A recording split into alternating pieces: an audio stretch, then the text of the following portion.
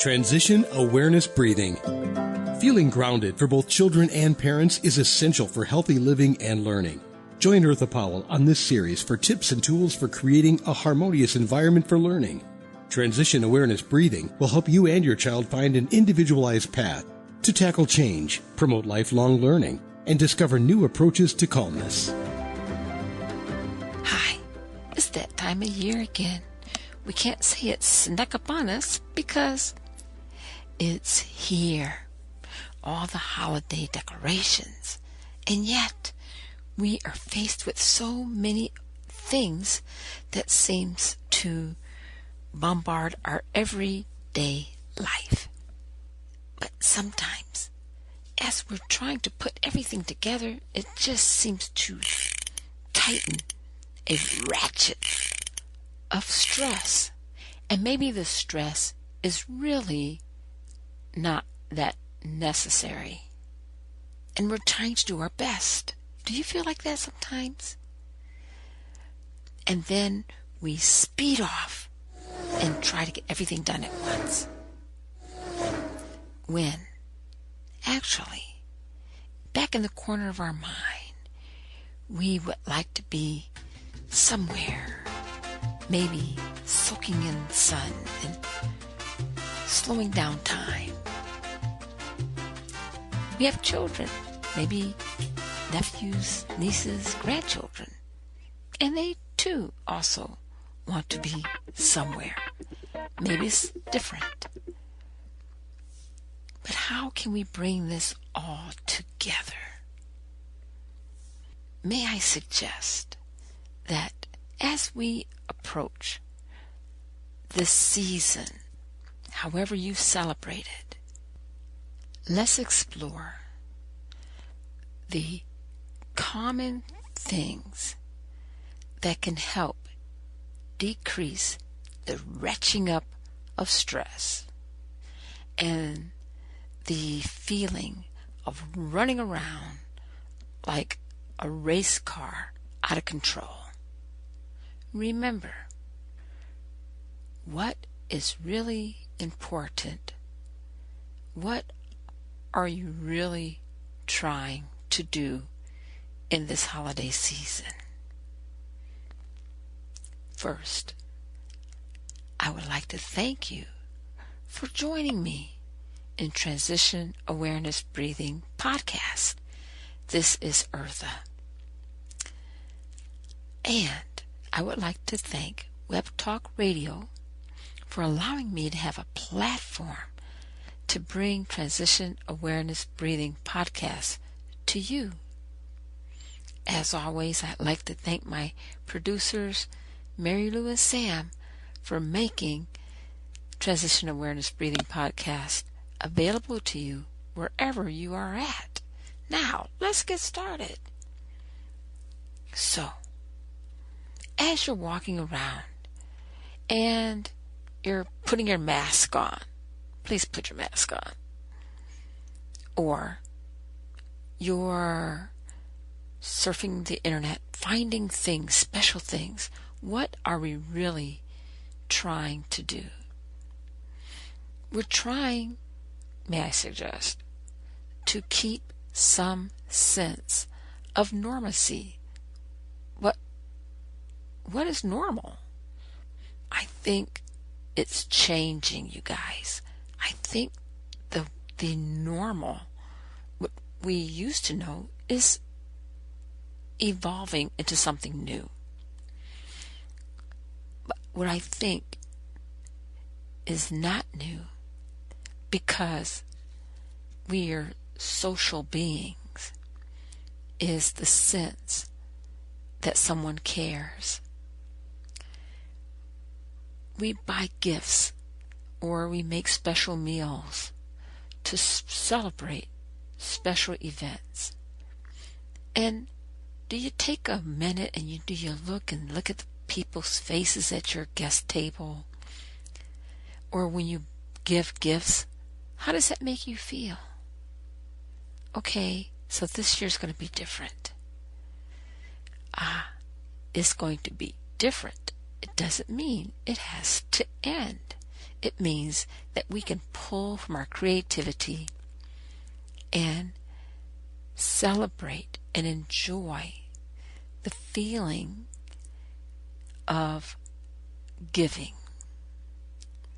to really see the heartfelt joy on someone's face when they are receiving a gift or when you're giving a gift.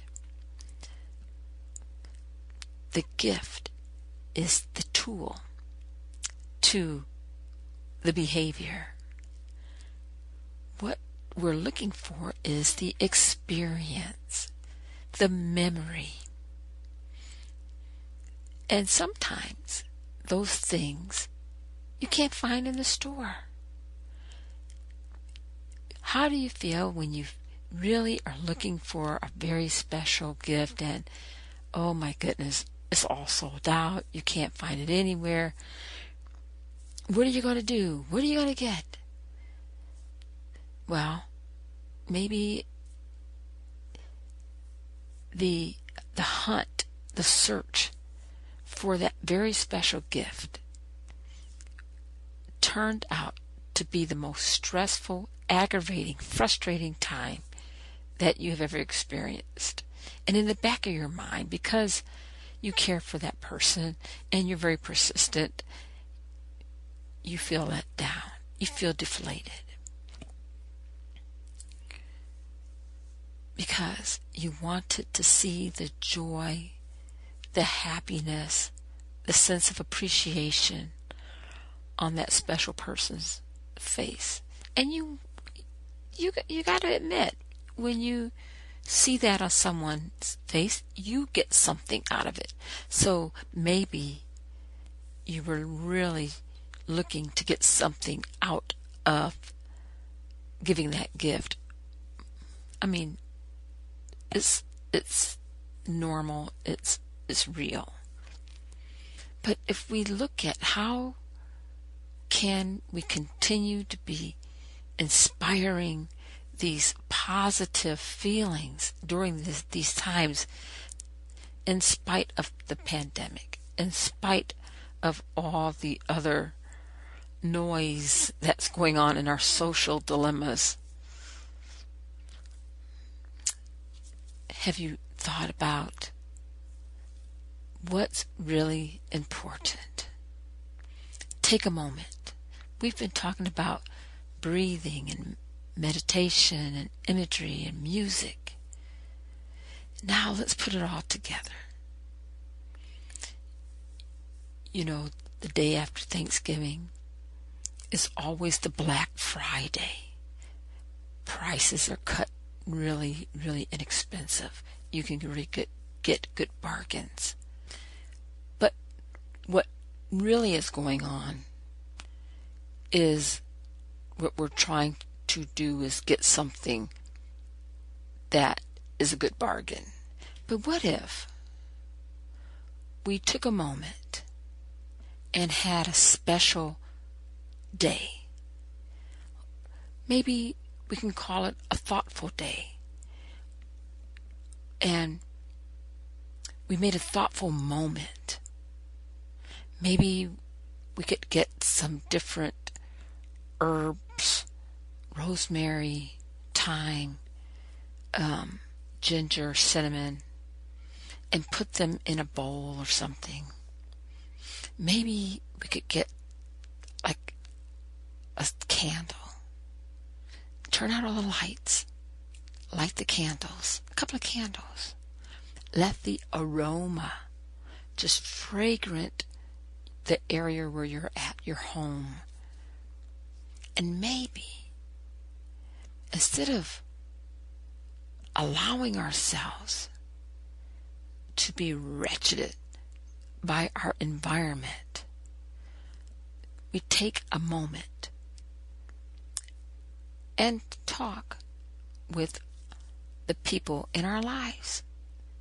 Now this is very, very different because we're accustomed to being on the go, we're busy, and we've learned how to multitask with our multimedia instruments, iPads, cell phones, computers, whatever you have. So this moment is like taking a big chunk out of your day. But I'm just saying, if we could take hours on a Friday to get bargains, what if we took a moment to be with the people we care about and just appreciate and give a gift that cannot be wrapped in a package? So you might be saying, okay, Eartha, yeah, right. We're going to be sitting around smelling all the fragrance with a candle. That sounds kind of boring. Well, you could try. You know all those pictures that you take on your phone, on your camera? Those are memories, and they're wonderful memories. The conversations that you had, those are also memories. Journaling is a great idea. Writing thoughts and sharing those thoughts with people who you care about. And sometimes just writing your thoughts down and not sharing them, it helps us. So I know myself, sometimes I write things down on little sticky notes here, sticky notes there. I have notebooks here, notebooks there. You know, the process is sometimes our mind gets so full that it just helps to get things out. And so, you know, maybe sitting down and having journaling time, just a moment with a candle or a low light, some music that maybe is relaxing, whatever music that is for you and your family and your loved ones, and just take a moment and write a few thoughts and then share those thoughts. Gifts. We're talking about gifts. Gifts that cannot be packaged but create memories. Because maybe we can't be with loved ones like we used to. Maybe we're limited on our travels, but it doesn't really mean we can't talk to each other. We can find all kinds of different ways. We can use the different tools that we've discovered and look and reflect. What have you learned so far during this pandemic? Most of us have grown in our literacy and our abilities in using our cell phones, our computers. I mean, we're doing Zoom meetings and classes and teaching, and it's so cool to be able to do those things, because that has brought us, it has advanced us, I think, as a society into a whole new era. And so maybe making some fun things, making a silly movie with some of the tools that we've learned. It's the time. My son wants to do a Zoom meeting with me, and he wants to be the host. And so maybe that's what we'll do. You know, we're all on our devices, and maybe we'll just have a Zoom meeting during one of the holidays, and he can be the host. It's the experience. It's the time. It's the memory that's created. That's one of the most important things.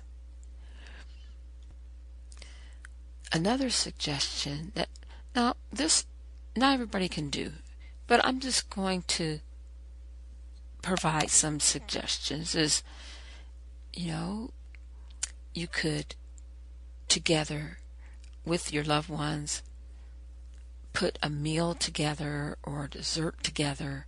One person does one part, another person does another part, and then bringing it all together. And not only do you have something that you worked on together, but you have that experience, that time. And I'm sure you want to take pictures and journal. And it's the memory. Sure, going for walks, in the park or on the beach, those are all great. But sometimes if you can't get to the park or you don't live near a beach, what kind of mindful, unique gifts can we give? And I'm sure you have a lot of ideas. And so bring those ideas out. And the reason I had mentioned the different aromas is because sometimes different aromas like rosemary and thyme, cinnamon, it triggers different senses that helps us to kind of change our moods and helps us relax. And so just think about those things when you're doing your gift experience. If you and your family are open to new experiences, you could pack up a picnic lunch or a picnic snack and go out in your yard or on your porch at night. Look at the stars, look at the moon, and wrap yourself in warm coats and hats. And, if it snows where you are at, listening to that soft pillow quietness. And, if you're in a place where it doesn't snow, looking at the changes. Of course, it's at nighttime, but if it's during the daytime, looking at the changes of the foliage, the trees. But at nighttime, just looking up and smelling the crisp air, looking at the clouds floating among the stars, the moon. So that's another experience. Or a picnic during the day, walking and spending time, only a moment. And then, we just get back and to our normal, regular routine, if that's what we would like to do. But finding unique gifts and trying not to let the external marketing forces trap you into a behavior that makes you uncomfortable. You be in control. And when you create these calm gift experiences, when you go into the different department stores,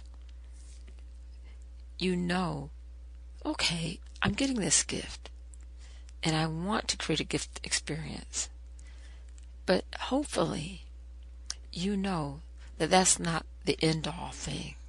The end-all thing about getting that gift is the experience.